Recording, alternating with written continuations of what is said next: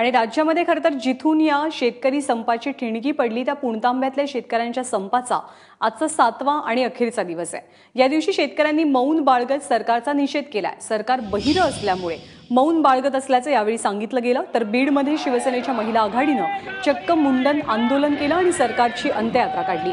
महिला आघाडीच्या ॲडव्होकेट संगीता चव्हाण आणि इतर महिला पदाधिकाऱ्यांनी डोक्यावरचे केस काढून मुंडन केलं। यावेळी आंदोलकांनी मुख्यमंत्री आणि पालकमंत्री पंकजा मुंडे यांच्या विरोधात तीव्र घोषणाबाजी केली। तिकडे कोल्हापुरात संप करणाऱ्या 100 डाव्या कार्यकर्त्यांना ताब्यात घेण्यात आलंय। कार्यकर्त्यांनी सरकारविरोधात जोरदार घोषणाबाजी करत निदर्शनं केली। यावेळी कार्यकर्त्यांनी सरकारचा प्रतिकात्मक पुतळा जाळण्याची तयारी केली होती, परंतु पुतळा पोलिसांनी ताब्यात घेतला। तिकडे वर्ध्यामध्येही झंजाळा इथे शेतकऱ्यांनी आंदोलन केलं। यावेळी दूध फेकून आंदोलन करण्यात आलं, तसंच रास्ता रोकोही केला गेला।